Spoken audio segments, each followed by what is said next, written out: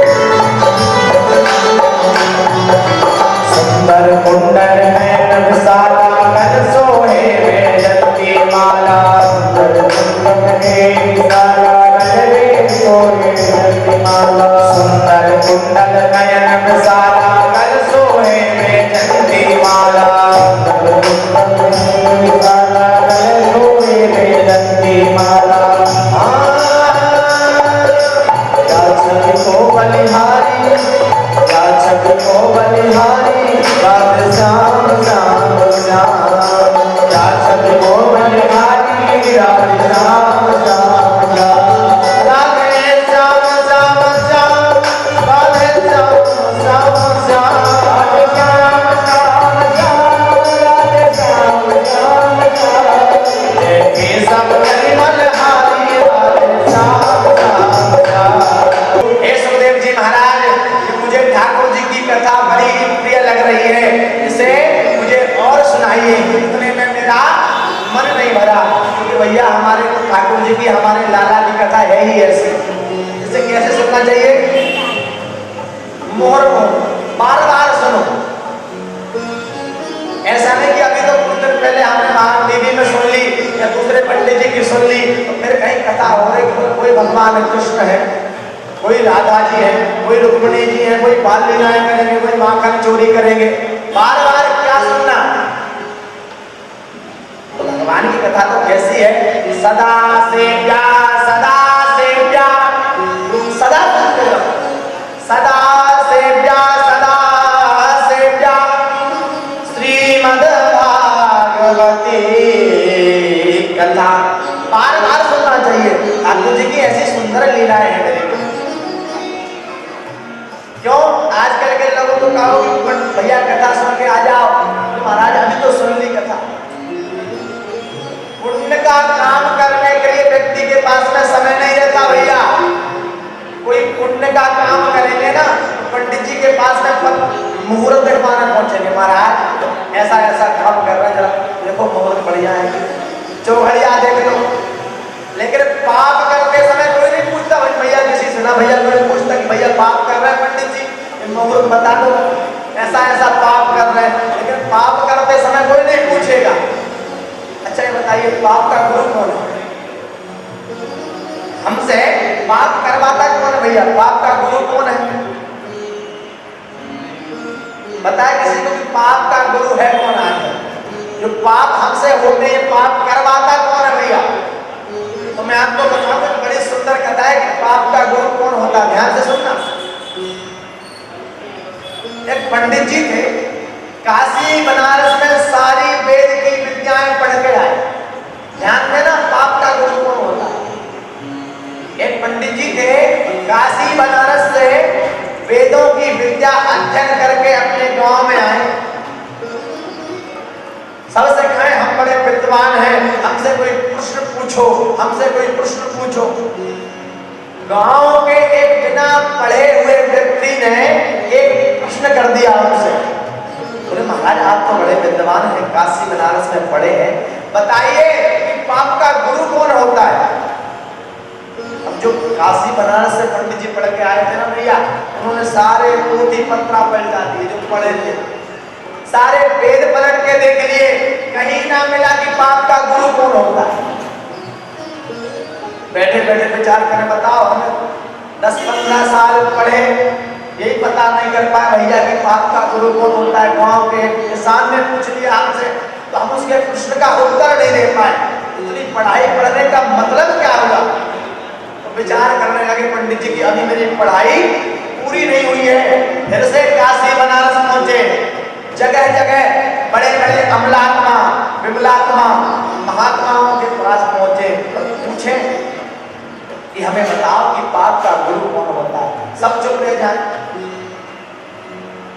जिससे पूछे कोई व्यक्ति उनके पता नहीं पाप का गुरु कौन होता है, पाप हमसे करवाता कौन है। बहुत परेशान हो गए पंडित जी, लेकिन पता नहीं चला कि पाप का गुरु। परेशान होते होते जगह जगह घूम रहे थे। ध्यान देना, कई बार क्या होता है, जो चीज बड़े बड़े विद्वानों से पता नहीं चल पाती ना भैया, कहीं छोटी छोटी जगह से पता चल जाती है।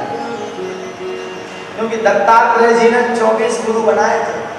हम लोग कोई छोटा व्यक्ति है, कोई बात बता दे तो वो क्या बताएगा? ऐसा नहीं, ज्ञान जहां से मिले, क्योंकि धन वृद्धा बल वृद्धा आयुर्वृद्धा तथैव च ते सर्वे विज्ञान वृद्धाश्च किंकराः शिष्य किंकरा।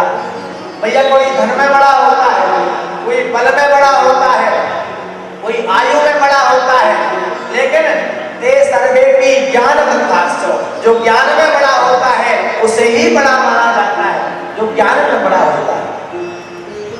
दत्तात्रेय जी ने 24 गुरु बनाए, उन्होंने कुत्ते को भी गुरु बनाया, जानवरों को गुरु बनाया कि उनसे भी हमें कुछ सीख मिले। जहां से हमें सीखने को कुछ मिले वहां से सीखते चलो। यानी कि कोई छोटा व्यक्ति है, कोई बड़ा व्यक्ति है, जहां से जो सीखने को मिले वो हमें सीखते रहना चाहिए।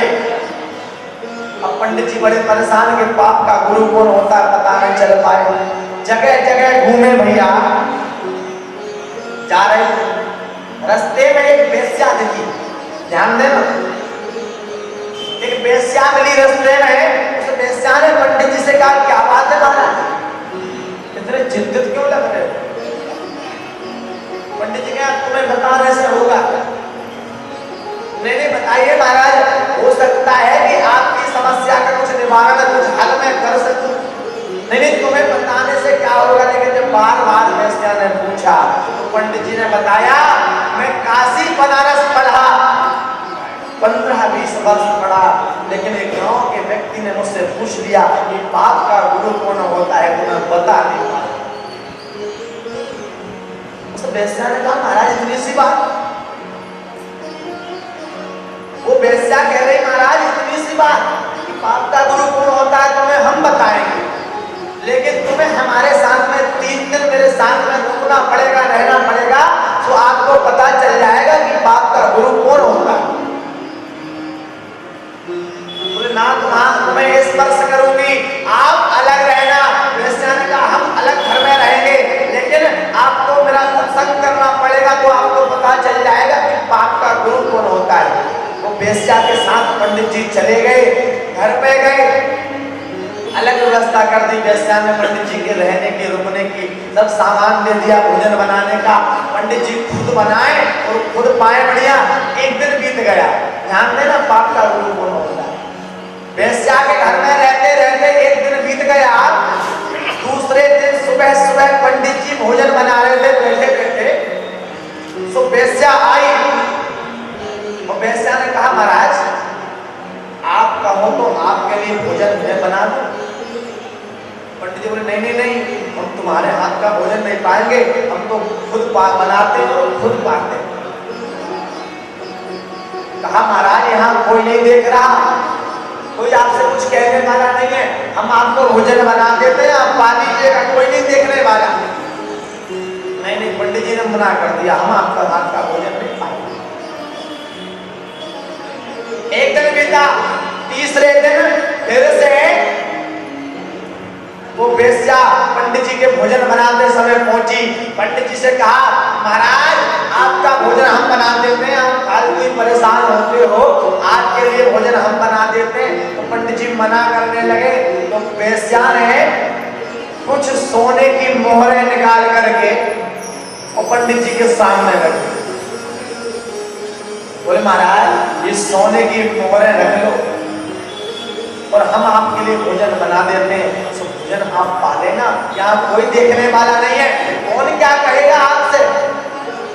अब पंडित जी ने वो सोने की मोहरें देखी तो मन में लालच आया, पता बना बनाया भोजन मिल रहा है, प्रश्न का उत्तर मिलेगा यहीं से, और सोने की मोहरें मिल रही है, तो क्यों ना भोजन पा लेना चाहिए। पंडित ने कहा देखो हम तुम्हारे हाथ का भोजन पा तो रहे हैं, लेकिन किसी से कहना नहीं। महाराज किसी से नहीं कहूंगी। वेश्या ने भोजन बनाया, थाली लगाई, पंडित जी के सामने थाली रखी। पंडित जी सोने की मोहरे के लालच में आकर के, भैया लोभ में आकर के, और वेश्या के हाथ का भोजन पाने लगे। तो वेश्या ने जैसे ही एक निवाला उठा करके मुख में रख रहे थे पंडित जी, वेश्या ने हाथ पकड़ लिया, महाराज रुक जाइए। हाथ पकड़ा वेश्या ने कि रुक जाइए। पंडित जी रुके, बोले क्या बात है। आपके प्रश्न का उत्तर आपको मिल गया। क्या? बोले पाप का गुरु होता है लालच, लोभ। क्यों? आप जरा से लोभ के लिए, जरा सी सोने की मोहरें आपको दिखी, आप लालच के लिए, लोभ के लिए इतना बड़ा पाप करने को तैयार हो गए। काशी बनारस से पढ़े हुए विद्वान, आप मुझ जैसी वेश्या के हाथ का भोजन खाने को तैयार हो गए। महाराज, पाप का गुरु होता है लालच, लोभ। पंडित जी को अपने प्रश्न का उत्तर मिला।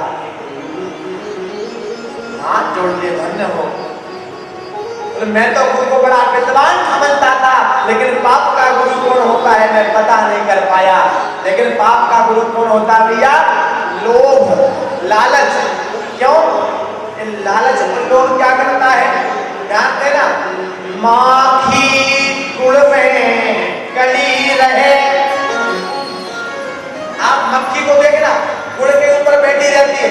माखी गुड़ में कड़ी रहे, पंख रहे लिपटाए। मक्खी गुड़ के ऊपर बैठी रहती हो, क्या करती? माँ की गुड़ में कड़ी रहे, पंख रहे लिपटाए, हाथ धोने और सिर मले, लालच बुरी बला। मक्खी गुड़ के ऊपर बैठी रहती है और हाथों को ऐसे मलती रहती है, सर को मलती है, पंख चिपक जाते हैं, तो उसी गुड़ में अपने प्राणों को त्यागना पड़ता है। इसलिए कहते हैं हाथ धोने और सिर मले, लालच बुरी बलाए। इसलिए तो कहते हैं कि तन कैसे पवित्र होगा? तन पवित्र सेवा किए। अगर शरीर को आप सफल बनाना चाहते हो, ब्राह्मणों की, संतों की मंदिर में जाकर के सेवा करो। तन पवित्र सेवा किए, मन पवित्र किए ध्यान, और कर पवित्र सुमिरन किए हो यत्र विध कल्याण। ये तन पवित्र होगा, आप सेवा करेंगे। मन पवित्र होगा, आप भजन करेंगे। आंख पवित्र होंगे, आप दान करेंगे। तब आपका संसार में आना सफल है। नहीं तो आए थे हरि भजन तो जैसे आए वैसे चले गए, तो मतलब क्या रहा है संसार में आना? केवल पेट भरने के लिए हम लोग अगर संसार में आए हैं, तो पेट तो जानवर भी भर देता है साहब। उस परमात्मा ने जीवन दिया है, जन्म दिया है, तो कभी कोई भूखा नहीं सुलाता किसी को मेरे भगवान। लेकिन तुम कर्म अच्छे नहीं करते हम लोग, तो फिर पापों को भुगतते रहते हैं। आज राजा परीक्षित बैठ करके कथा सुन रहे हैं सुखदेव जी से। हमारे बीच में भैया आशीष जी शर्मा, रवि जी, विजय वर्गीय जी का आगमन हुआ है। आपका बहुत बहुत स्वागत है। व्यासपीठ से आपका बहुत बहुत स्वागत, वंदन, अभिनंदन। ठाकुर जी की कृपा आपके ऊपर सदैव बनी रहे। आप विगत 4 दिनों से भगवान की परम मंगलमय कथा को श्रवण कर रहे हैं। आज पंचम दिवस है।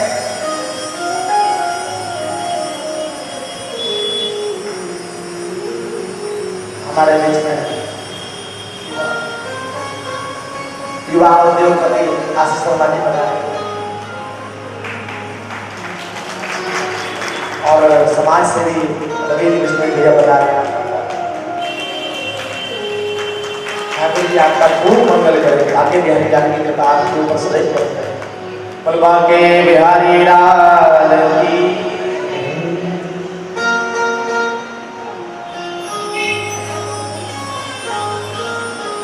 और भैया हम लोग देखो बड़े सौभाग्यशाली। कैसे? राजा परीक्षित जब कथा सुन रहे हैं, तो उनसे उनके बराबर भी सौभाग्यशाली हमें समझवा। कैसे? ध्यान देना, ये महीना कौन सा चल रहा है? पुरुषोत्तम मास। कोई साधारण महीना नहीं है। कहते हैं इस महीने में अगर कोई व्यक्ति कथा सुनता है,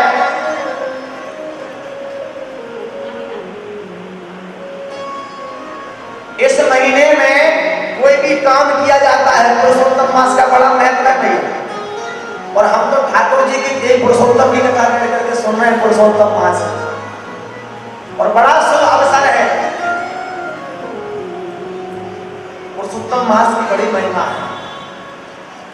क्या ये पुरुषोत्तम मास का नाम पुरुषोत्तम कैसे पड़ा? पहले से मलमास कहते थे। क्या कहते थे?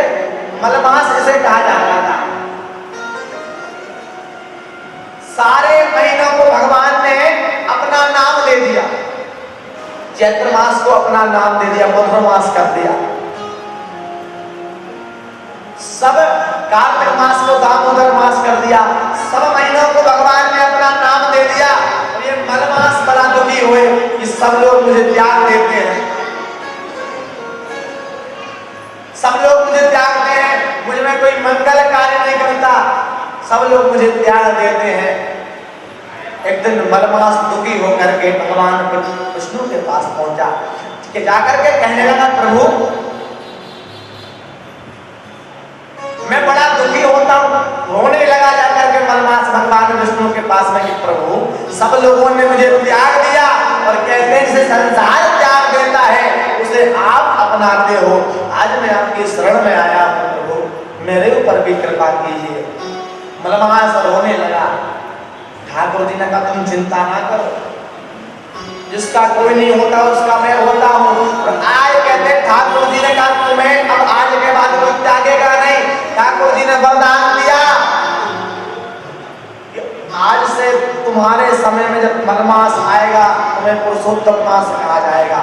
तुम्हारा नाम मलमास नहीं, मैं तुम्हें अपना नाम देता हूँ। और आज मलमास को पुरुषोत्तम मास अपने खुद का नाम दे दिया ठाकुर जी ने।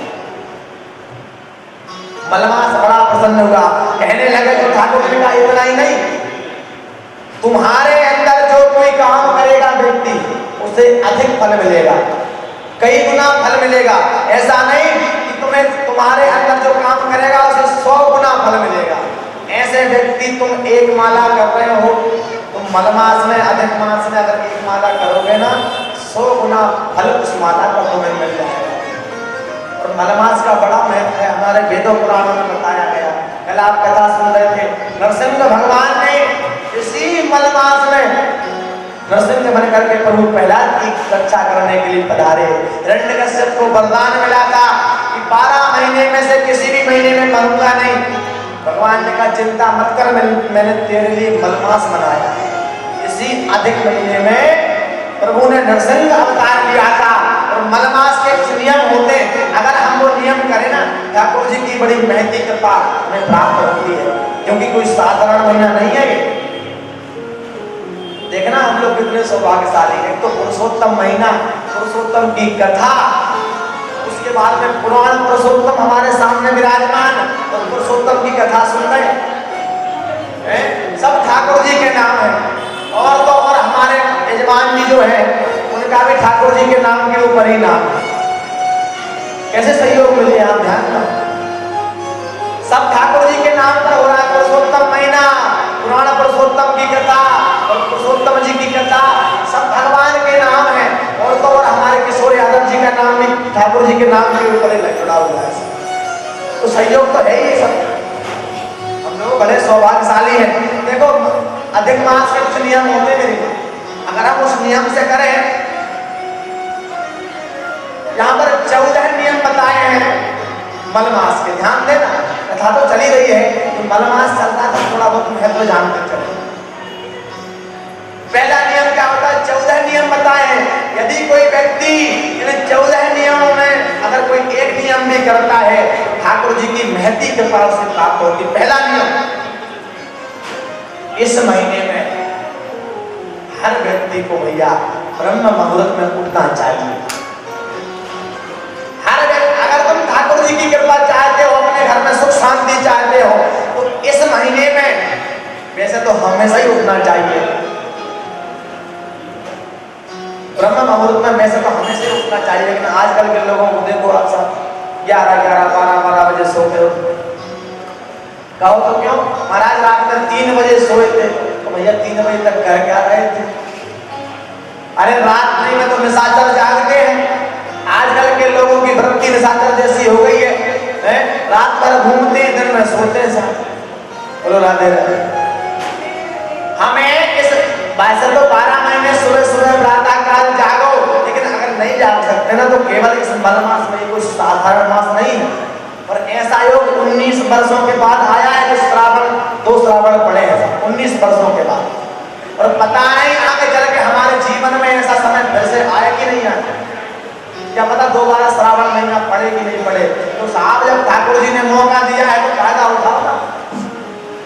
पहला नियम, ब्रह्म मुहूर्त में जागो, अधिक नहीं है। ब्रह्म मुहूर्त कौन सा होता है? 4 बजे से 4:58 तक, 5 नहीं बज पाए, 5 बजे के पहले उस बेला को कहते हैं ब्रह्म मुहूर्त। और 4 बजे पहले भी उठ जाओ ना तो अमृत बेला होगी। उस समय कहते हैं ब्रह्म मुहूर्त में हमारे संत महात्मा क्यों उठते थे भैया? उस समय ठाकुर जी की लाइन बिल्कुल क्लियर रहती है, सीधा कांटेक्ट हो जाता है। पहले जो डब्बे वाले फोन चलते थे, आप दिन में फोन लगाओ तो दिन भर कई लाइन व्यस्त आती थी। कई बार पहले के समय लाइन व्यस्त आती थी, लेकिन आप सुबह सुबह लगाओ तो लाइन सीधी जुड़ जाती थी, क्योंकि सुबह सुबह सब सोते रहते हैं उस समय। देखो दिन में तो ठाकुर जी को ये व्यक्ति पुकार रहा है, वो व्यक्ति पुकार रहा है, लेकिन सुबह सुबह लाइन बिल्कुल क्लियर रहती है तो आपकी अर्जी पल में वहां पर लग जाती है। इसलिए हमें ब्रह्म मुहूर्त में उठना चाहिए। ये पहला नियम अधिक मास का। दूसरा नियम, आप जो भी भजन करते हैं, अगर आप आधे घंटे भगवान की पूजन करते हैं तो 15 मिनट और बढ़ा दो पूजन में, थोड़ी अधिक करो। अगर 1 माला करते हो 2 माला करने लगो, 4 माला करते हो 6 माला करने लगो। जितना भजन करते हो उससे थोड़ा सा अधिक बढ़ाओ।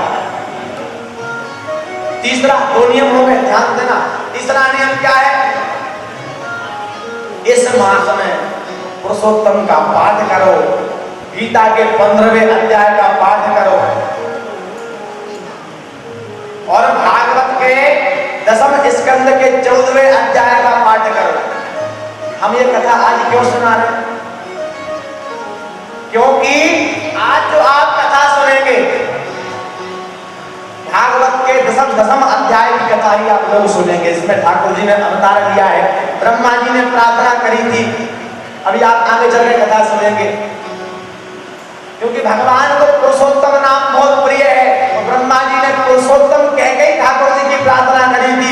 ठाकुर जी बड़े जल्दी प्रसन्न हो गए थे। 11 श्लोकों में ब्रह्मा जी ने प्रार्थना करी थी।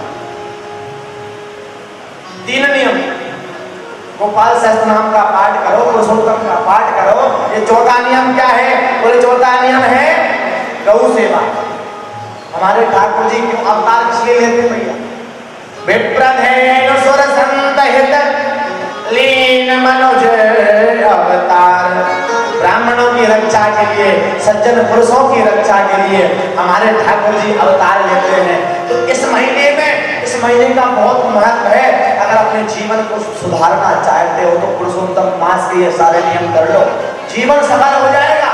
इस महीने में गौ की सेवा करो, जितनी हो सके गौ को घास खिलाओ, चारा खिलाओ, जितनी हो सके गौ की सेवा करो। 4 नियम हुए। अपने परिवार से अधिक एक व्यक्ति को भोजन कराओ रोज, अगर हो सके।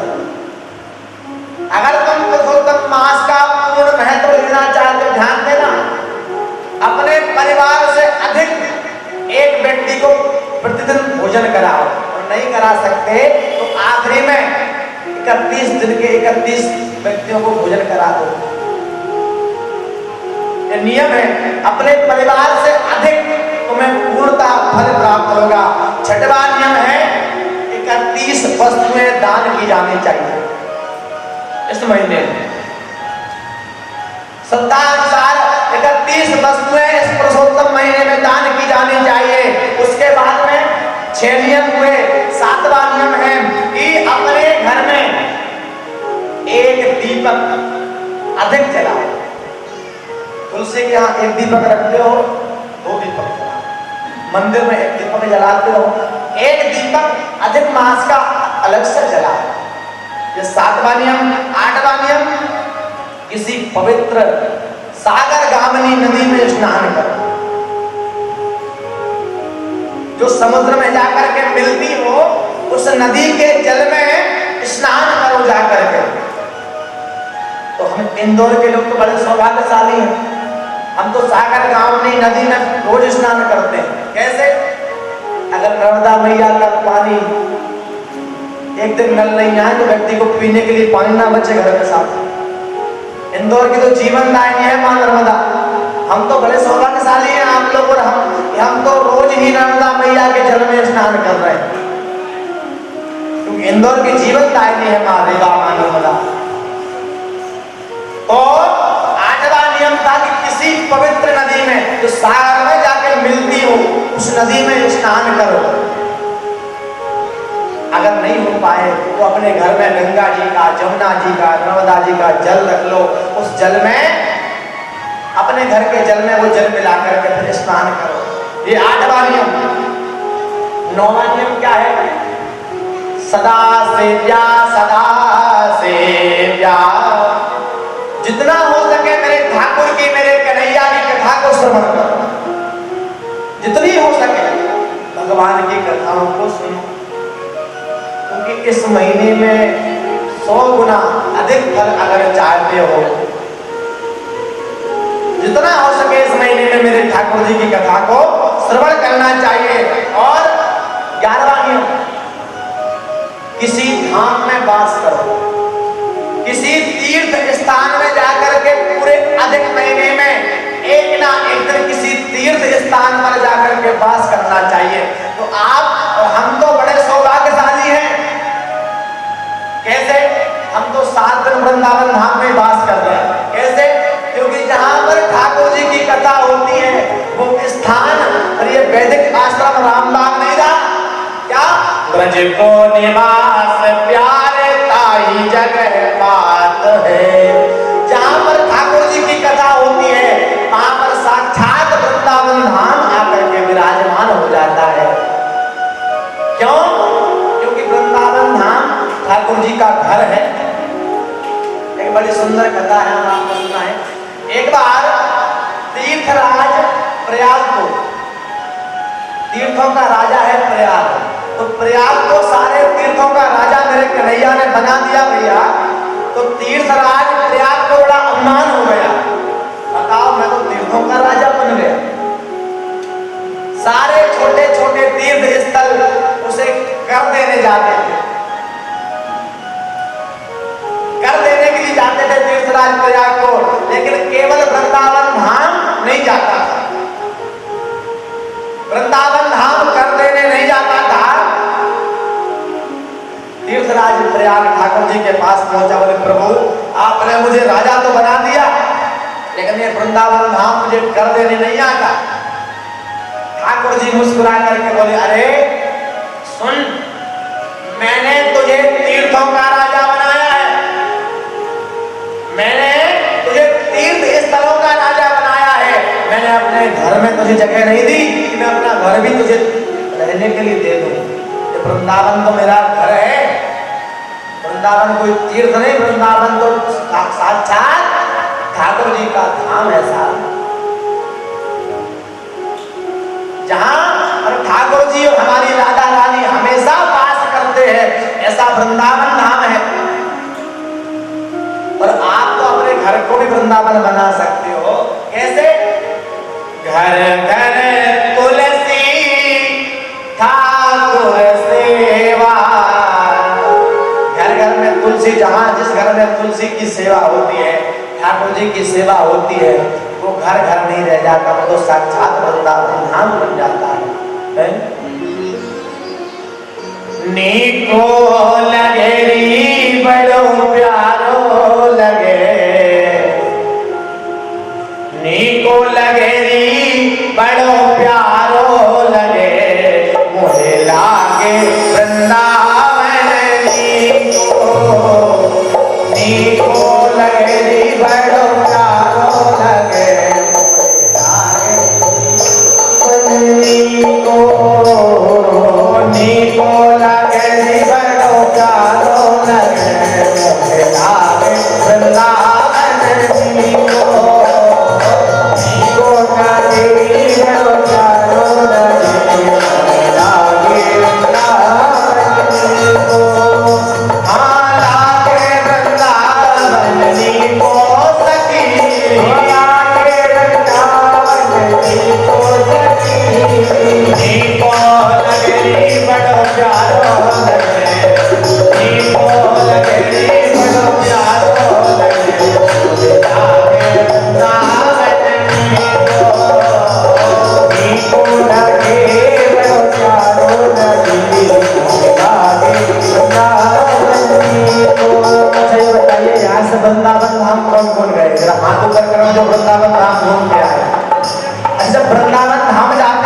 ईमानदारी बताना मेरी माँ, वहां से आने की इच्छा होती कि नहीं होती?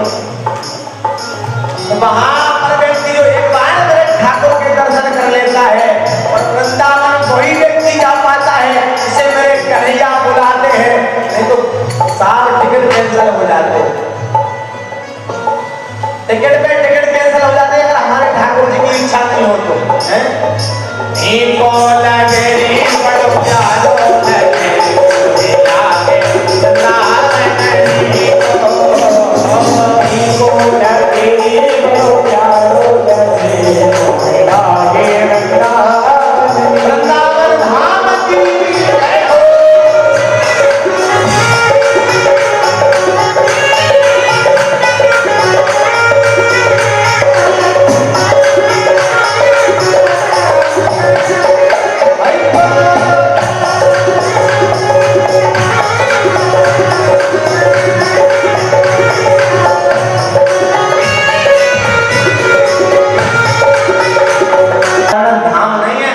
क्षेत्र नहीं है भैया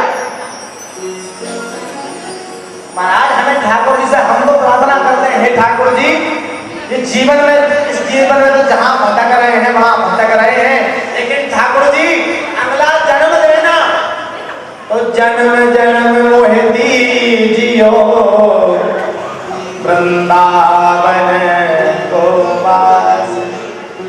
हमने तो ठाकुर जी से प्रार्थना करनी चाहिए कि ठाकुर जी भले ही तुम वृंदावन का रेती का कण बना देना, भले ही तुम वृंदावन का पशु बना देना, लेकिन हमें केवल और केवल वृंदावन धाम में वास दे देना।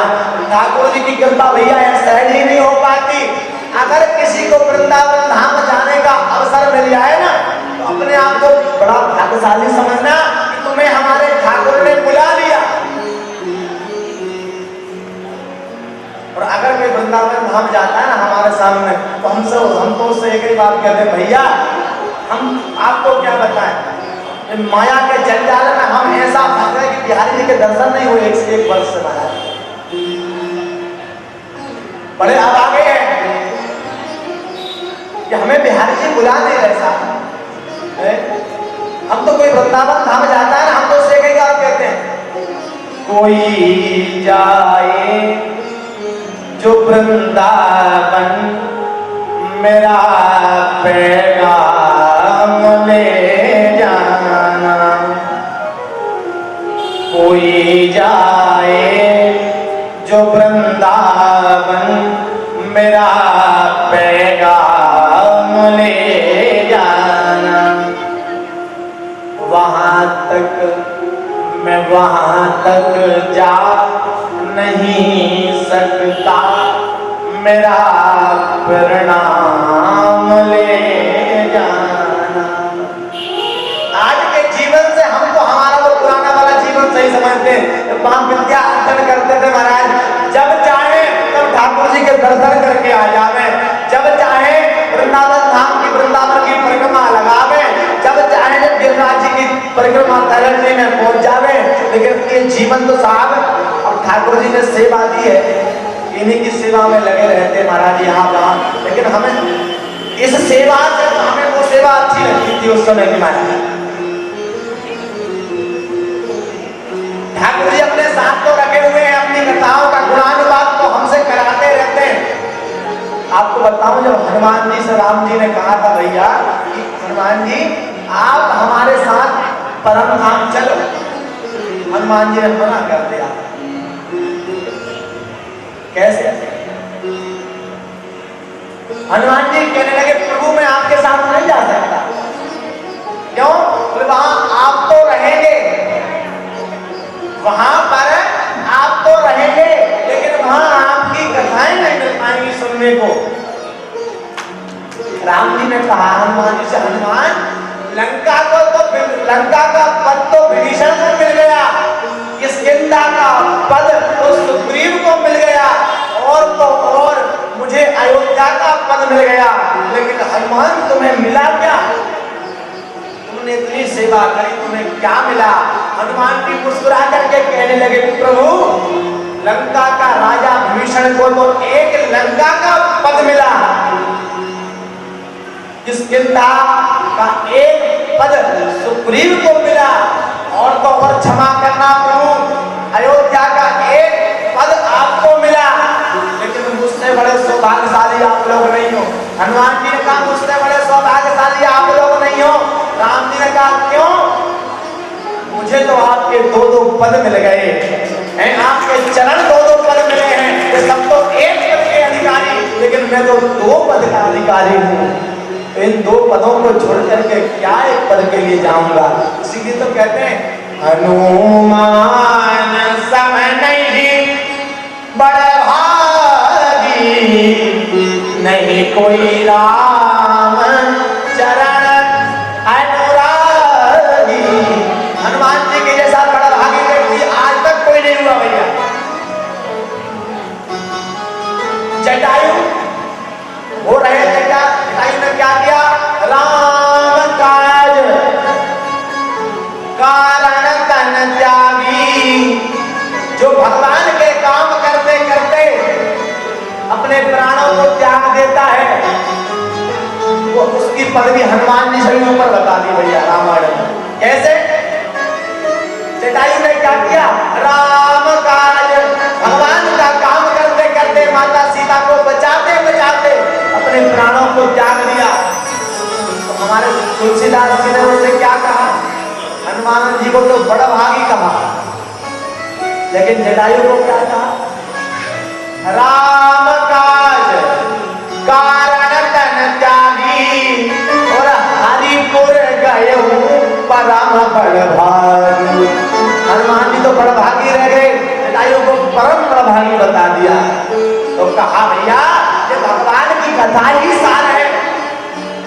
वृंदावन बिहारी लाल, हम पुरुषोत्तम मास के नियम सुन रहे थे। हमें किसी ना किसी तीर्थ में निवास करना चाहिए। ये कौन सा नियम था? 11वां नियम था। 10 नियम हम लोग 14 नियम बताए हैं, ध्यान देना। हमें पुरुषोत्तम महीने में किसी तीर्थ में एक दिन वास करना चाहिए। इसके आगे का नियम सुनो। तुलसी महारानी की अर्चना करो, तुलसी महारानी की पूजन करनी चाहिए।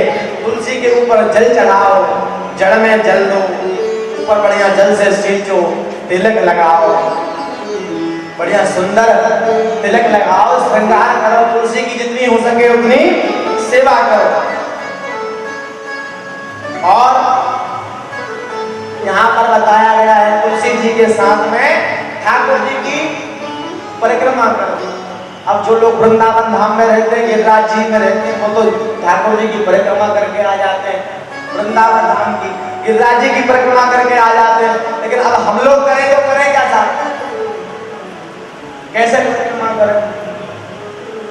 तो यहाँ पर जितने लोग आज कथा सुनने आए हैं, आप तो बड़े सौभाग्यशाली है कि आपको गोवर्धन नहीं जाना पड़ेगा।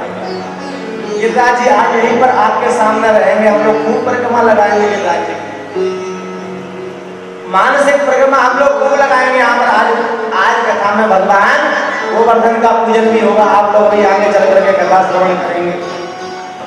और बोले भगवान की परिक्रमा करनी चाहिए, तो ऐसा नहीं अपने घर में ठाकुर जी को बीच में बिठा लो और उनकी परिक्रमा कर लो कि हे प्रभु नहीं जा पा रहे वृंदावन, तो हम तो क्या करें? यहीं पर आपकी परिक्रमा कर लेते हैं। ठाकुर जी को बीच में बिठा लो, उनकी परिक्रमा करो। इसके बाद का नियम है 13वां नियम, शंकर जी की आराधना करो, अभिषेक करो जितना हो सके। ये इसके बाद जो 14वां नियम है, ये बड़ा कठिन है, ये बहुत कठिन है। ये कर लिया समझ लो, ये 13 नियम सब हो गए। कौन सा? किसी की निंदा मत करो। और आजकल के लोग बिना निंदा किए रह नहीं पाते। जब तक 4-6 लोगों की निंदा नहीं कर ले, भोजन नहीं पड़ेगा। बोलो राधे राधे। जब तक वो उसने ऐसा किया, उसने वैसा किया, बोले भोजन तो बहुत बढ़िया बना था, थोड़ा सा नमक कम था। आप संसार के लोगों को संतुष्ट नहीं कर सकते भैया, कितना ही कुछ कर लेना, आप संसार के लोगों को संतुष्ट नहीं कर पाओगे। इसलिए हमें ठाकुर जी का भजन करते रहना चाहिए। वृंदावन धाम की जय। ऐसी ये पुरुषोत्तम मास की महिमा है कि हमें जितना हो सके ये नियम करना चाहिए, क्योंकि बड़े सौभाग्यशाली हैं। अब हम अपनी कथा पर चलें। आप लोग कल कथा में सुन रहे थे, सबने खूब उत्सव मनाया ठाकुर जी का जन्मोत्सव। देखो 3 दिन तो केवल कथा में आनंद आता है, और चौथे दिन से तो हमारे ठाकुर जी का परमानंद का आगमन हो जाता है।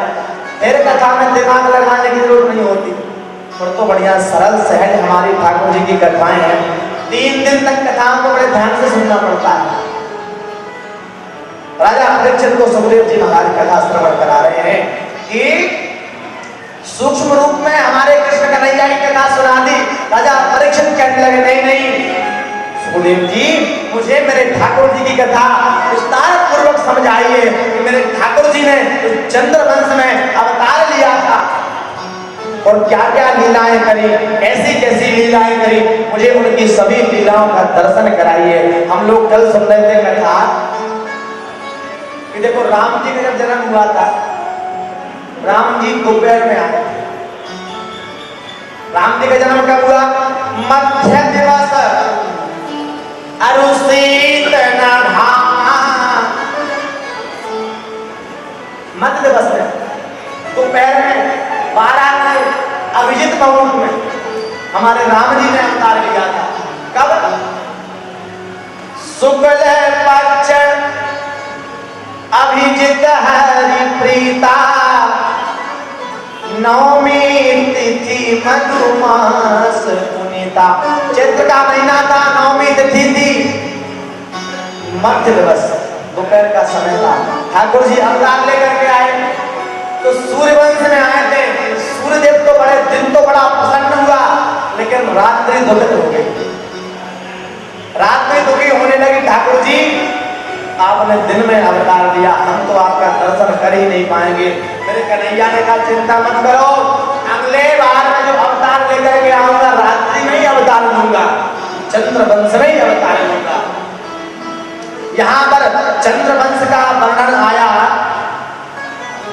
सबसे पहले चंद्रमा से ब्रह्मा से अत्रि हुए, अत्रि के बाद में चंद्रमा, बुध, पूर्वा, आयु, नहुस, ययाति, ऐसे करके जो चंद्रवंश चला। और चंद्रवंश में आगे चल के एक सूरसेन राजा हुए, उनके यहाँ पर वसुदेव नाम के एक बालक, क्या नाम रखा था? वासुदेव। आप लोग कल कथा सुन रहे थे। अच्छा, मथुरा का राजा कौन था भैया? मथुरा के राजा कौन थे? अग्रसेन। राजा अग्रसेन मथुरा के राजा से एक संतान थी बड़ी निकृष्ट, बड़ा दुराचारी, बड़ा पापाचारी, बड़ा अत्याचारी था। अपनी एक बहन थी, उसका नाम था देवकी, बड़ा प्रेम करता था। आप लोग कथा सुन रहे थे कल। अपनी बहन का विवाह किया वसुदेव जी के साथ।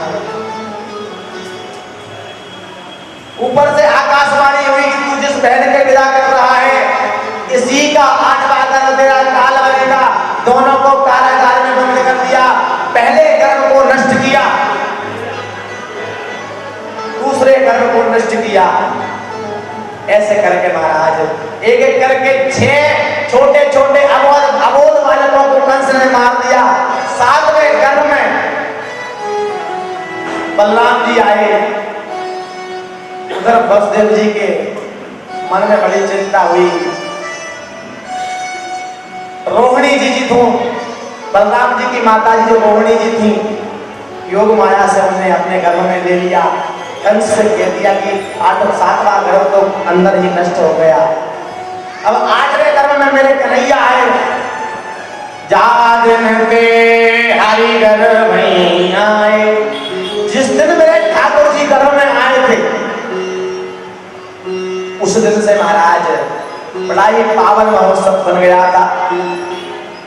और समय आया, मेरे ठाकुर जी ने अवतार किया। कल आप लोग कथा सुन चुके हैं। कहते राम जी के जैसे हमारे ठाकुर जी भी 4 भुजाएं लेकर के, बड़ा स्वरूप बना करके, और आज देवकी जी के सामने आकर के खड़े हो गए थे, बड़ा स्वरूप बना करके। जैसे राम जी बन करके आए थे, वैसे ही जैसे कौशल्या माता ने कहा कि प्रभु आप तो पुत्र के रूप में मांगा था, आप तो पिता बन के आ गए हैं। माता पुनि बोली सोमति डोली। कैसे आए? भूषण वनमाला नयन विशाला शोभा सिंधु खरारी। भूषण वनमालाएं पहने हैं, लेकिन कहा प्रभु मैंने आपको छोटे से बालक के रूप में मांगा था, आप तो मेरे पिता बन के आए हो। कीजे सुलीला अति प्रिय शीला यह सुख परम अनुपा। माता पुनि बोली सोमति डोली तजहु तात यह रूप। इस स्वरूप को त्याग दो, मेरे तो गोदी में छोटे से बालक बन के आओ। जैसे ही मेरे ठाकुर जी ने ये बात सुनी, भगवान क्या करते हैं? सुनी बचन सुजाना रोदन ठाना हुए बालक सुरभूपा। छोटे से बालक बन गए, रोने लगे। वसुदेव जी ने देखा कि हमारे यहाँ तो पुत्र का जन्म हो गया। जैसे ही ठाकुर जी आए ना, तो वसुदेव जी के हाथों की बेड़ियां अपने आप खुल गई। ऐसा क्यों हुआ भैया? कहते हैं जब माया आती है ना, तो बेड़ियां पकड़ लेती संसार की, और जब माधव आते हैं ना, संसार का मोह रूपी माया रूपी सब जाल दूर हो जाता है। पहरेदार सब सो गए, सब पहरेदारों की निद्रा लग गई और बेड़ियां खुल गई, ताले टूट गए। वसुदेव जी ने छोटी सी टोकनी में रख करके मेरे कन्हैया को और चल दिया। और रास्ते में कहते हैं यमुना मैया पड़ती, मथुरा से गोकुल हम लोग जाते हैं तो बीच में यमुना जी पड़ती है। अब यमुना मैया कल कल कल्लोर करती हुई बह रही है, पावन धारा यमुना मैया की बह रही है। वसुदेव जी ने यमुना जी में प्रवेश किया कि यमुना मैया और बढ़ने लगी। यमुना मैया का जल बढ़ने लगा, वसुदेव जी की कहते हैं दाढ़ी तक आ गया यमुना जी का जल। भगवान ने देखा, अरे यमुना तुम्हें समझ नहीं आता, नीचे तुम्हें दिख रहा है तुम्हारे ससुर जी खड़े हुए हैं, और ससुर जी की डाली के यहाँ तक तुम आ गई हो। यमुना मैया कौन है? भगवान की पत्नी है यमुना जी। भगवान के विवाह कितने हुए भैया? 16,108 भैया भगवान के विवाह हुए हैं, जिनमें 8 पटरानियां हैं और 16,100 रानियां हैं। आप आगे सुनेंगे कल कथा में कि कैसे भगवान के विवाह हुए। 8 पटरानियों में एक यमुना रानी भी है, इनका एक नाम कालिंदी भी है।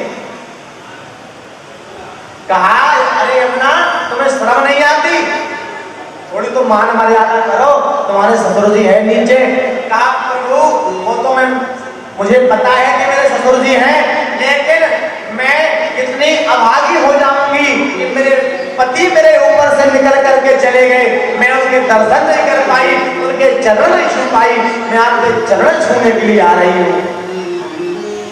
भगवान ने कहा तुम बताओ, हम भगवान ने यहाँ पर कहते हैं अपने चरण बढ़ाए। यमुना जी ने चरणों को स्पर्श किया है, यमुना मैया फिर जल में नीचे चली गई। ऊपर से मूसलाधार वर्षा होने लगी। है शेषनाग छैया, शेषनाग छैया बना करके आ गए। आज वसुदेव जी नंदगांव में नंद बाबा के यहाँ पर पहुंचे, जाकर के और छोटे से लाला को महाराज जाकर के बढ़िया वहां पर यशोदा मैया के पास में लेटा करके और वहां से उनकी कन्या को लेकर के फिर से आ जाते हैं। पुनः कारागार में आए तो कहते हैं जैसे ही कारागार में आए तो योग माया रूपी कन्या को लेकर के आए। जैसे ही कारागार में आए तो माया जैसे ही आई तो फिर से भेड़िया जैसी की तैसी जकड़ गई, पहरेदार जाग गए। कंस को पता चला, सुबह हुई, कंस तलवार लेकर के मारने के लिए आया। योग माया को छोटी सी कन्या को हाथ से लिया, पत्थर पर पटकने लगा, सो आसमान में चली गई उड़ करके। ऊपर से कहती, अरे दुष्ट, तू मुझे क्या मारेगा? तुझे मारने वाला तो इस ब्रजमंडल में पहले ही जन्म ले चुका है, तू मुझे क्या मारेगा? कंस घबराया। उधर वसुदेव जी के यहाँ पर बधाइयां चल रही थी, जैसे कल हम लोग बधाई खा रहे थे, सब बधाइयां देने के लिए आ रहे थे। सखियां आई आकर के कहती हैं, अरे जुग जुग जीवे री जसोदा मैया तेरो ललना, जुग जुग जीवे री जसोदा मैया तेरो ललना, जुग जुग जीवे री जसोदा मैया तेरो ललना, जुग जीवे री जसोदा मैया तेरो ललना, अरे तेरो ललना मैया तेरो ललना, तेरो ललना मैया तेरो ललना, जुग जुग जुग जुग जीवे री यशोदा मैया तेरो ललना, जुग जुग जीवे री यशोदा मैया तेरो ललना।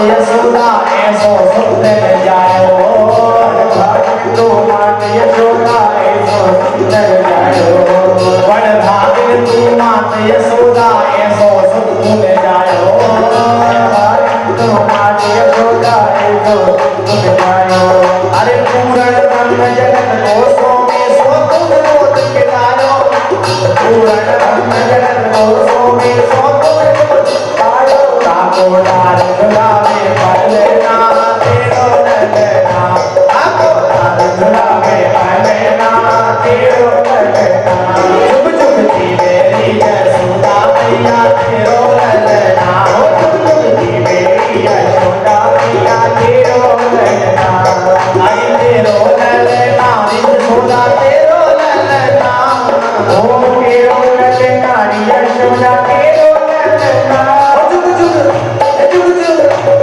जुग जीवे री यशोदा मैया तेरो ललना, जुग जीवे री यशोदा मैया तेरो ललना। हरि बोल।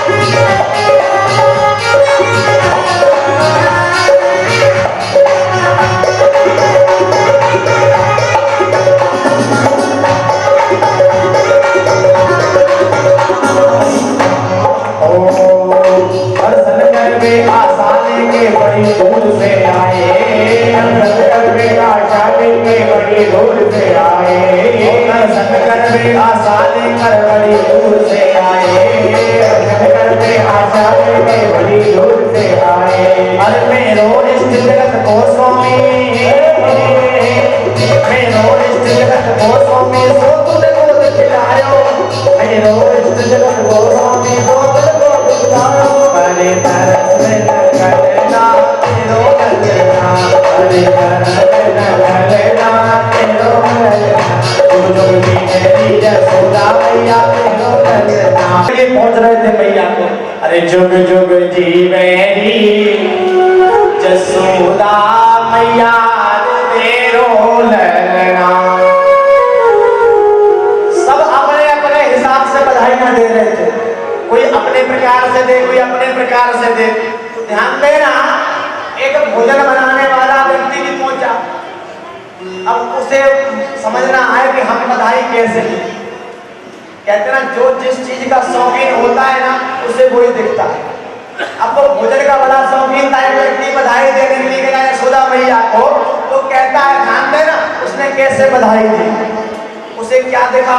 कहता है आज बरफी सी ब्रजनार बनी, कहता है आज बरफी सी ब्रजनार बनी, और बुझिया से गीत और बूझा से ज्वाला, और नंद महीप बने नमकीन, और गोपी ग्वाल सब गरम मसाला। और क्या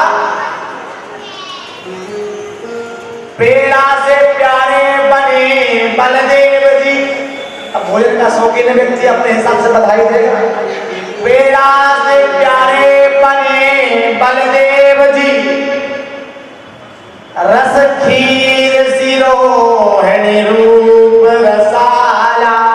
और कहा अरे जायो जसोदा जलेबी सी रानी ने, रबड़ी सी रात में लडुआ सोलाला।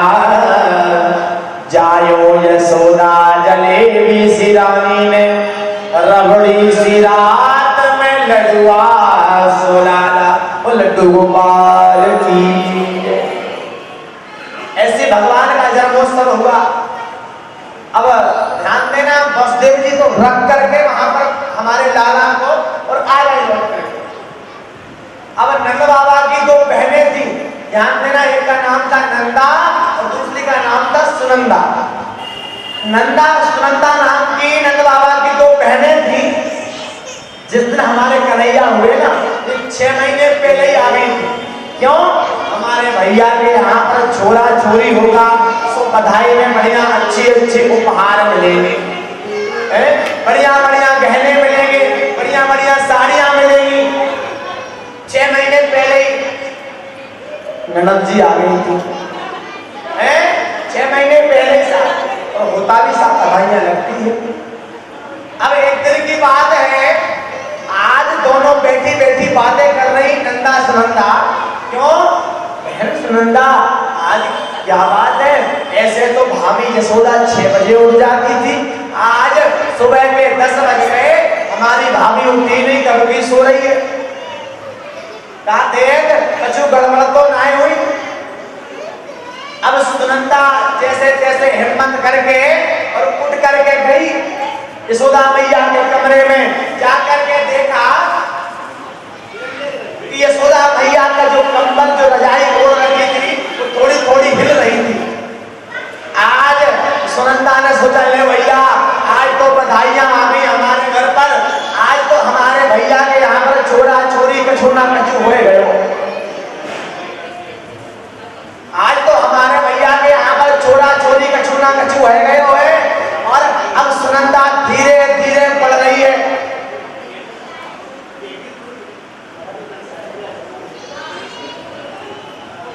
कहा आज सुनंदा धीरे धीरे बढ़ी।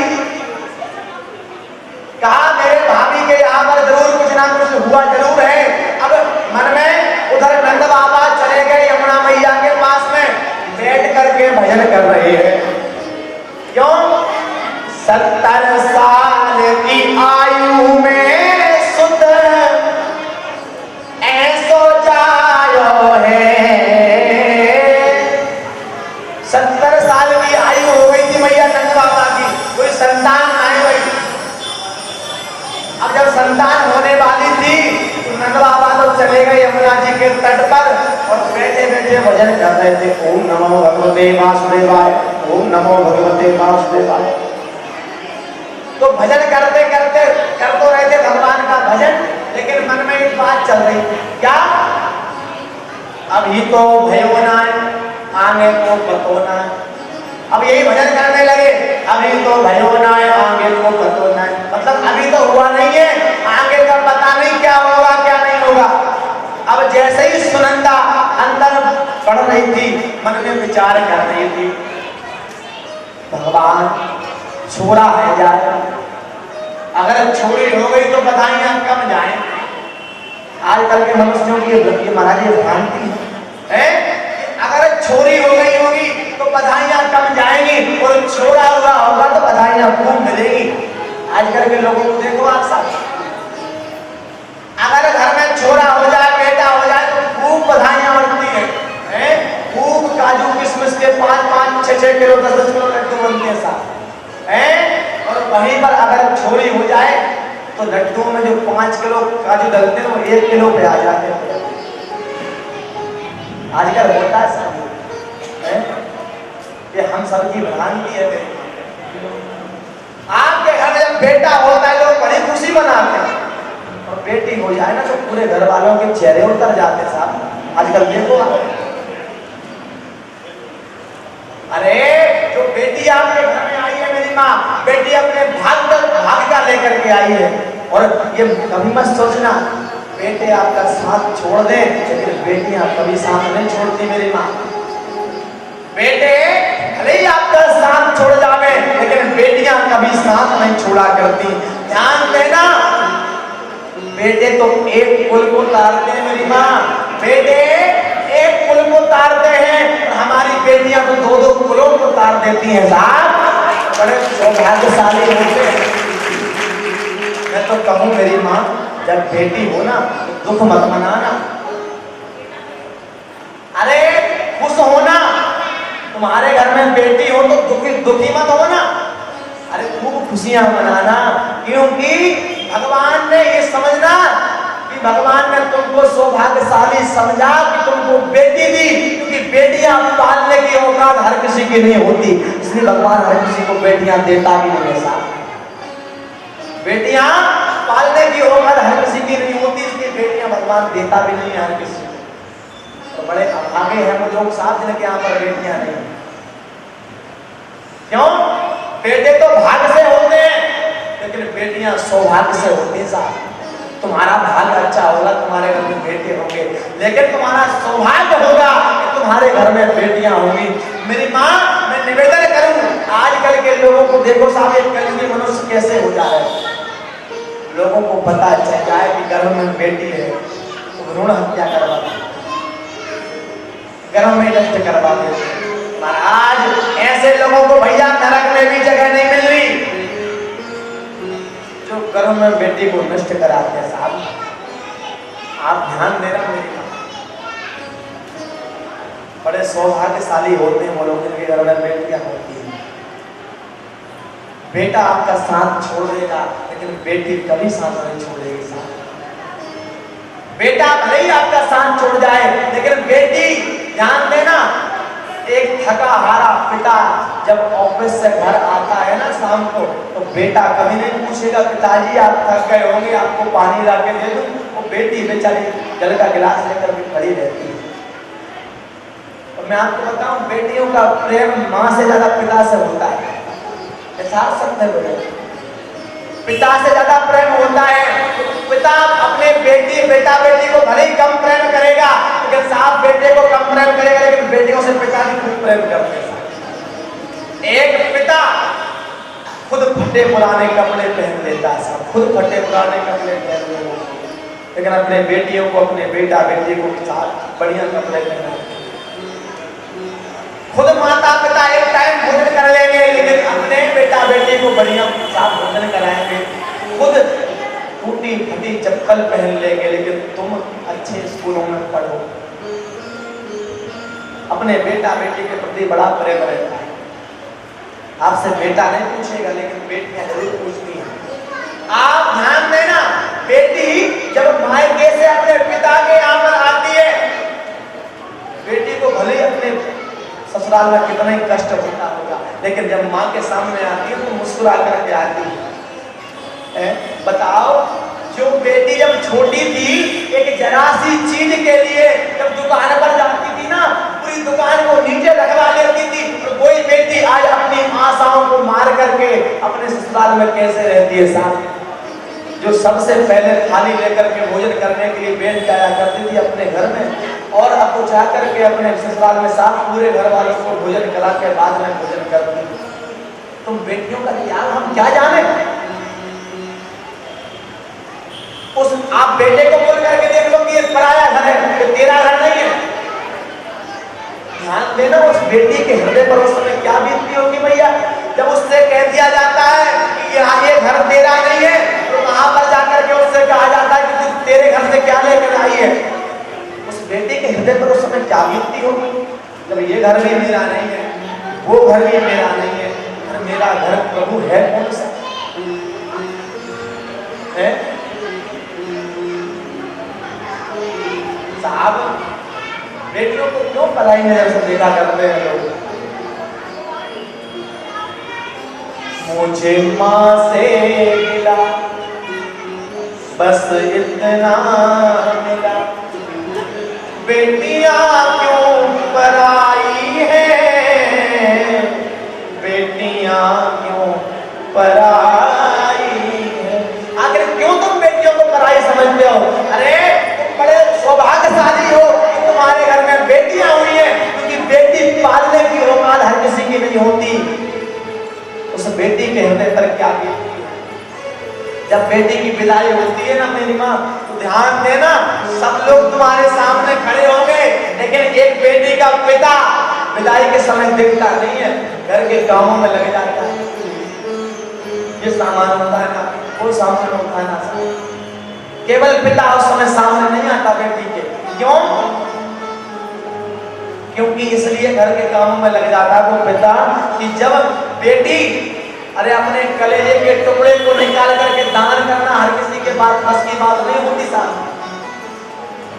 जिस बेटी को बचपन से अपनी गोदी में बैठा करके खिलाया, आज उस बेटी का दान करते कैसे कोई पिता देख सकता है साहब? पिता घर के कामों में लग जाता है। क्यों? मेरी बेटी अगर मुझे टूटा हुआ देख लेगी तो वो और टूट जाएगी, इसलिए पिता नहीं चाहता कि मेरी बेटी मुझे टूटा हुआ देखे। बेटी हर जगह सह जाएगी, हर बात सह जाएगी, लेकिन अपने पिता की कभी बुराई नहीं सह सकती साहब। ना कोई पिता अपनी बेटी की बुराई सह सकता है। एक बेटी का बड़ा सुंदर भाव है, मैं आपको सुनाऊं। एक बेटी जब ससुराल से घर आती है तो आकर के अपने पिता से कहती, पिताजी एक बात बताना। सच बात पूछती हो बताओ न बाबूजी, छुपाओ न बाबूजी, क्या याद मेरी आती नहीं? पिताजी का नाम आपको मेरी याद नहीं आती? आप मुझे अपने साथ बैठा करके और सब खिलौना दिलाने ले जाते थे। उस समय तो जब आप कहीं बाहर से आते थे तो मेरा बार बार पूछा करते थे, लेकिन आज एक बेटी कहती पिता से, पिताजी जब मैं पैदा हुई थी ना तो मेरी माँ ने मुझे बताया कि पैदा हुई तू घर में तेरे मातम सा छा गया।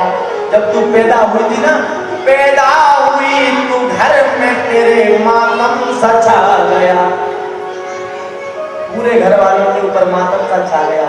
लेकिन पापा तेरे खुश थे मुझे माँ ने बताया था।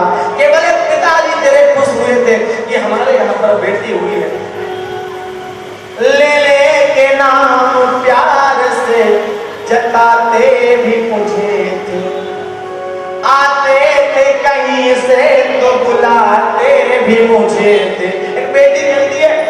अब मैं नहीं तो किसको बुलाते हो बाबूजी, बताओ ना बाबूजी, क्या याद मेरी आती नहीं। और बेटी कहती पिताजी हर जिद मेरी पूरी करो, हर बात मानते।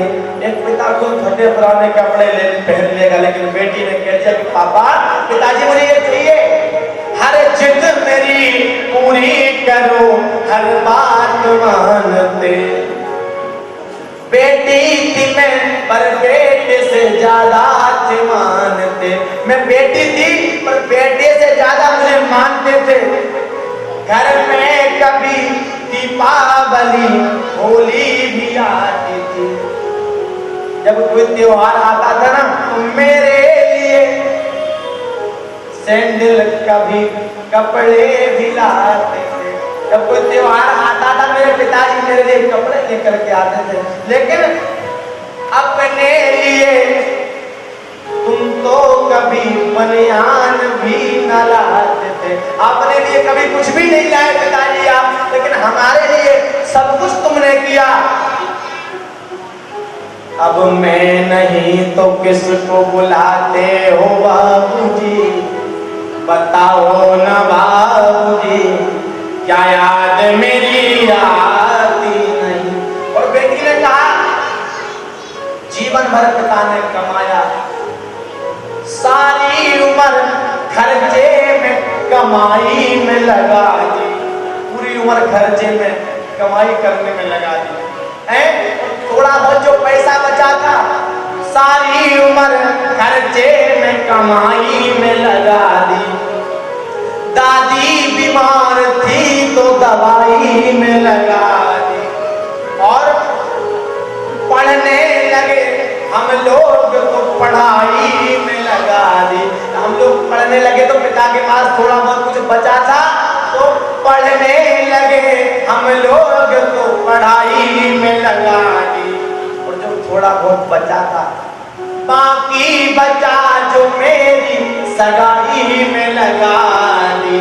लेकिन अब याद करके मुझको तो न रोते हो बाबूजी, बताओ ना बाबूजी, क्या याद मेरी आती नहीं।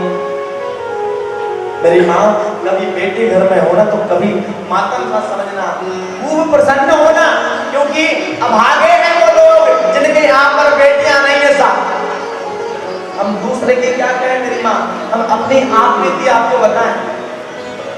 हमारे कोई बहन नहीं है, हम दोनों भाई बस हैं, हमारे कोई बहन नहीं है। जब हम छोटे थे ना, आज भी हमें लगता है जब रक्षाबंधन आता है ना, हमें लगता है कि हमारी बहन भी होती। अब तो ठीक है समझदार हो गए, हम छोटे थे ना गांव में रहा करते थे। मैं आपको बताऊं हमारे साथ वाले जो मित्र थे उनकी बहनें उनको राखी बांधती थी। बचपन में रहते ही बच्चों को साफ शौक रहता है, देखो हमें 4 राखियां बंधी, देखो हमें 5 राखियां बंधी, हम अपना हाथ पीछे कर लेते। क्यों? अब क्या कहें साधु से, हम अपना हाथ पीछे कर लेते थे। उस समय भी मन में आता था कि भगवान अगर हमें भी पहनती होती तो कितना अच्छा होता। आज हमारे हाथ में भी राखियां होती, हम भी किसी को बता पाते।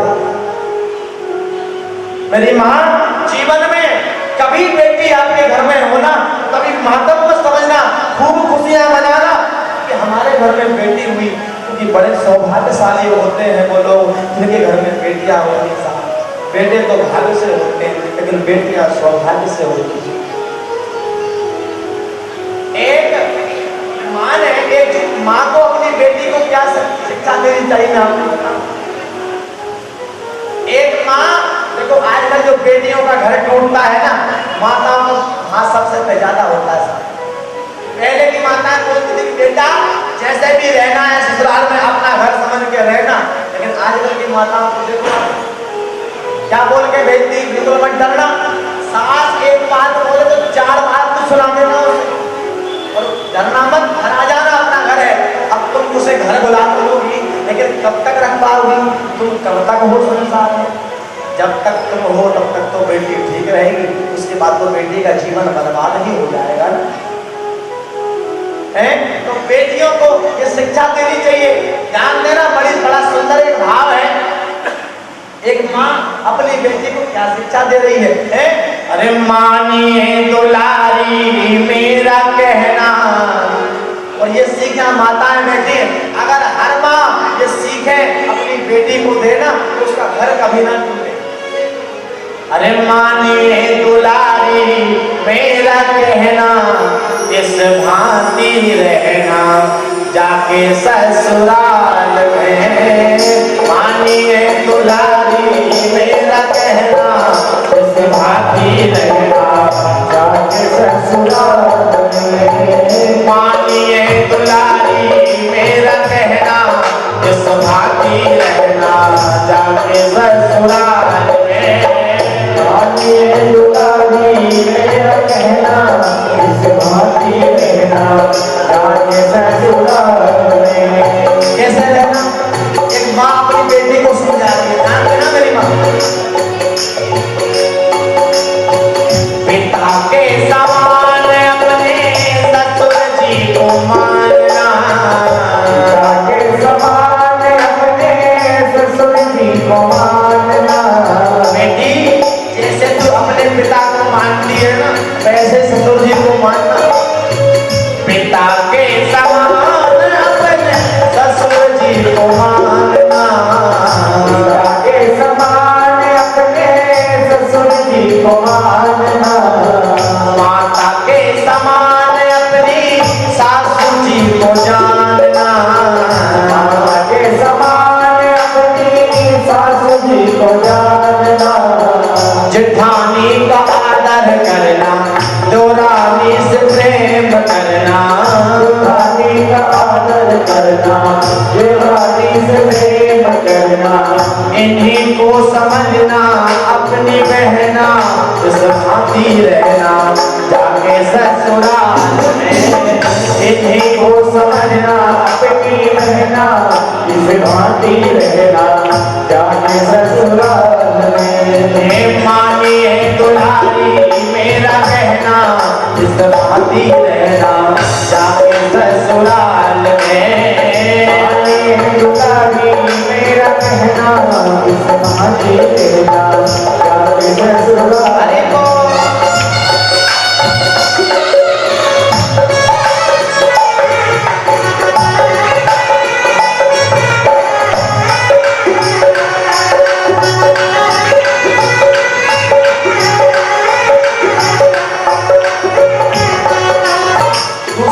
देती माँ बेटा,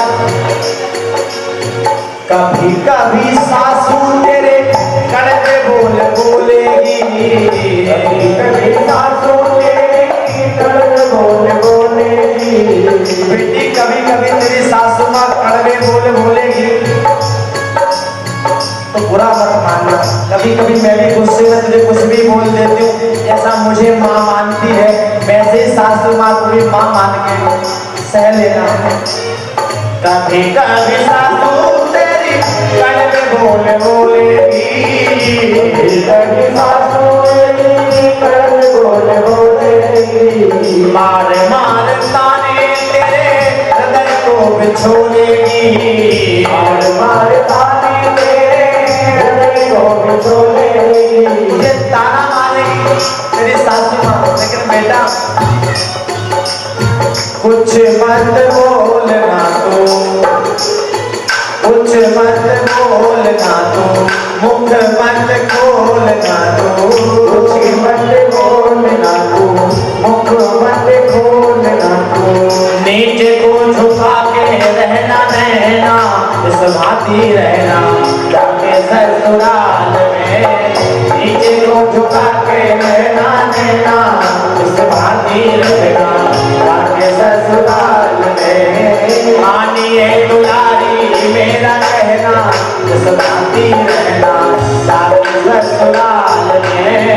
मानिए दुलारी मेरा कहना, इस भांति रहना जाके ससुराल में।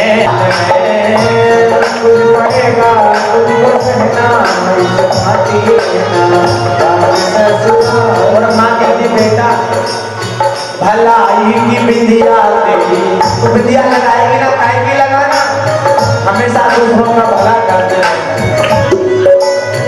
भलाई की बिंदिया तेरी, नेकी की नथुनिया तेरी, भलाई की बिंदिया तेरी, नेकी की नथुनिया तेरी, सब कुछ पड़ेगा तुझको सहना, इस भांति रहना जाके ससुराल में, सब कुछ पड़ेगा तुझको सहना, इस भांति रहना जाके ससुराल में।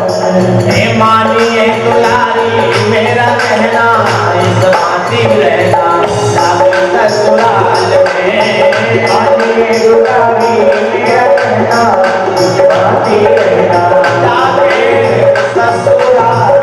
ये भी भगवान छोरा है जाए, छोरी ना हो जाए, नहीं तो बधाइयां कब मिलेंगी। हम लोग यही तो जान रहे थे कि बेटा बेटी में फर्क मत समझो, बेटे तो एक कुल को तारते हैं, बेटियां दो दो कुल को तार देती हैं। आज सुनंदा पहुंची यशोदा मैया के पास में, जाकर के कंबल हटाया, देखा छोटे से छोटे लाला यशोदा मैया के पास में सो रहे थे। बोले बाल कृष्ण भगवान की। और मंद मंद हमारे ठाकुर जी मुस्कुरा रहे थे छोटे से बन करके। जैसे ही सुनंदा ने देखा चिल्ला पड़ी, अरे भैया आनंद बाबा बधाई हो, बधाई हो, तू पिता बन गए हो है। उधर नंद बाबा ने सुना कि हमारे यहाँ पर छोरा हो गया। नंद बाबा ने दौड़ लगाई घर की तरफ, आकर के छोटे से लाला को गोदी में लेकर के, क्यों 70 वर्ष की आयु में सुत ऐसो जायो है, बिरज में हो रही जय जयकार, नंदधर लाला जायो। कहते पूरा ब्रजमंडल इकट्ठा हो गया बधाई देने के लिए, पूरा ब्रजमंडल इकट्ठा हो गया नंद बाबा के यहाँ पर बधाइयां देने के लिए। और एक 80 साल की बूढ़ी मैया बैठी थी। जब सबको नंद बाबा के घर में जाते हुए देखा तो पूछा, क्यों रे भैया कहाँ जा रहे हो? अरे बूढ़ी मैया देखो ना बता, नंद बाबा के यहाँ पर छोरा भयो है। वो 80 साल की बूढ़ी मैया ये भूल गई कि मैं 80 साल की हूँ। खूब बढ़िया लाली लिपस्टिक लगा करके चल दी, लहंगा पहन करके साथ दर्शन करने के लाला। क्यों? अरे 70 साल की आयु में नंद बाबा के यहाँ पर छोरा भयो है, बधाई देने को जाऊंगी। जाकर के सब कहें खूब बधाइयां करी। ब्रजमंडल में नंद बाबा से जो कोई जो कुछ मांग ले नंद बाबा देने को तैयार था। कौन लुटावे अन धन सोना, कौन लुटावे अन धन सोना, कौन लुटावे रुपया, बिरज में बाजे बधैया। नंद बाबा लुटावे अन्न धन सोना, और मैया लुटावे रुपया, बिरज में बाजे बधैया। नंद बाबा ने ब्राह्मणों को बुलाया, खूब गौएं दान करी, खूब धन दिया। कहते महाराज बहुत दिनों तक ऐसी बधाइयां चलती रही। जब कहते ना, जब ज्यादा खुशी यहाँ किसी के यहाँ पर आए ना तो खुशियों को नजर बहुत जल्दी लग जाए।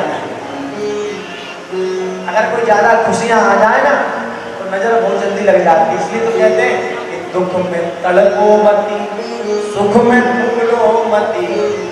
अगर दुख आ जाए तो परेशान हो, तो इतना सा सुख आ जाए तो भूलो भी मत कि हमारे यहाँ पर इतना सब है, भगवान ने इतना दिया। दुख में तड़पो मती, सुख में भूलो मती, प्राण जाए मगर नाम भूलो मती। मुरली वाले को मन में बसाते चलो, कृष्ण गोविंद गोपाल गाते चलो। भगवान का नाम लेते चलो, सुख आए या दुख आए, लेकिन केवल और केवल भगवान का नाम लेते चलो। क्योंकि ये दुख दूर कैसे होगा? जब तुम संतों की संगति करोगे, भक्तों की संगति करोगे, तब ये जीवन का दुख दूर कर सकोगे। क्योंकि जीवन का दुख दूर कैसे होता है? कब दुख हरोगी, जीवन का दुख दूर कैसे होगा? जब आप कथाओं में जाएंगे, ब्राह्मणों का संग करेंगे, संतों का संग करेंगे, आपके जीवन का दुख दूर होगा। ध्यान देना, आपको बड़ी सुंदर कथा सुनाऊं कि संतों का संग करने से, ब्राह्मणों का संग करने से कैसे बड़ी से बड़ी समस्या से पार पा सकते हो। ध्यान देना, एक मैया थी, एक बूढ़ी मैया थी, ध्यान से सुनना, बड़े काम की कथा है, आप लोगों के काम भी आ सकती है जीवन में। एक बूढ़ी मैया थी, उसके 3 बेटे 3 बहुएं थी। ध्यान देना, भाभी आपके साथ कभी हो ऐसा कथा सुनना, ये आपके भी 3 नहीं। एक मैया थी, 3 बेटे 3 बहुएं थी, लेकिन बहुत परेशान, कि तीनों ही सेवा ना करें, बड़ी परेशान, तीनों की 3 बिल्कुल सेवा ना करें। कभी पानी मांगे तो पानी तक ना मिले। एक दिन की बात है, वो बूढ़ी मैया परेशान हो गए, एक संत जी की कथा सुनने गई। एक जगह भागवत की कथा हो रही थी, वो बूढ़ी मैया कथा सुनने के लिए गई, तो कथा में सुन करके आ गई। पंडित जी से मिली, शाम को महाराज 3 बेटे हैं, 3 बहुएं हैं, लेकिन कोई सेवा नहीं करती, कोई पीने को पानी तक नहीं देती, तो क्या करें, क्या करना चाहिए, कोई उपाय बताओ। वो कथा करने वाले पंडित जी ने कहा, भैया हमें उपाय बताते हैं, बहुत काम का उपाय है। ध्यान देना, पंडित जी ने अपनी थैली में से, अपनी झोली से एक थैली निकाली, छोटी सी एक बटुआ, एक थैली निकाली और वो बूढ़ी मैया को दे दिया। अब बूढ़ी मैया को दे दिया थैला, कहा जब भी तुझे माँ, जब भी तुम्हें 3 बहुओं में से किसी से भी काम करवाना हो, उनके सामने थैली जरा सी बजा देना, थैली बजा देना, तुम्हारा काम हो जाएगा। बूढ़ी मैया घर पे पहुंची, थैली लेकर के बैठी, सामने से बड़ी बहू निकली, उसके सामने थोड़ी सी थैली बजाई और नीचे रख दी। अब बड़ी बहू ने समझा कि बुढ़िया के पास में पैसा है, सोना मोना छिपा के रखा है, बताती नहीं। अब बड़ी बहू ने सोचा कि ये काम, ऐसे काम तो चलना नहीं है, एक काम करो, इनके साथ में हो जाओ। जाकर के कहा माँ, अब बड़ी बहू खूब बढ़िया पैर दबाने लगी जाकर के। क्यों? जो थैली में जो सोना रख रखा है, सोना चांदी के जेवर, माता जी हमें दे देंगी। अब बड़ी बहू खूब पैर दबाए। अब मंझली वाली बहू ने देखा, अच्छा ये उल्टा कैसे हो रहा। अब मंझली वाली बहू निकल करके सामने से जा रही थी, उसके सामने भी थैली बजा दी थोड़ी सी, वो फिर रख ली, वो भी आ गई। अब तीनों बहूओं ने मिलकर के विचार किया कि बुढ़िया के पास में सोना है, वो सारा सोना रख रखा है थैली में। क्यों? बोला कि हम निकल करके जा रहे थे, छिपा रही थी, तो वो बजी ना, तो हमें आवाज मिल गई, तो क्या करें। तीनों बहूओं ने विचार बना लिया, एक काम करो, अब कुछ दिन में बुढ़िया मरने तो वाली, एक काम करो, सेवा ही करने लगो, उम्र बची कितनी। अब तीनों खूब सेवा करें। मैया के मुख से निकले, पानी लेकर के आओ, इतने में पानी लेकर के तीनों बहूएं सामने खड़े हो जाए। माँ जी लीजिए पानी पीजिए। भोजन करना हो और अगर नहीं सुने थोड़ी सी थैली बजा दो, तो थोड़ा लगाती चली आ। जब भोजन करना हो तो थैली बजा ले, तीनों बहूएं 3 थाली लेकर के चली जाए। बुढ़िया मैया विचार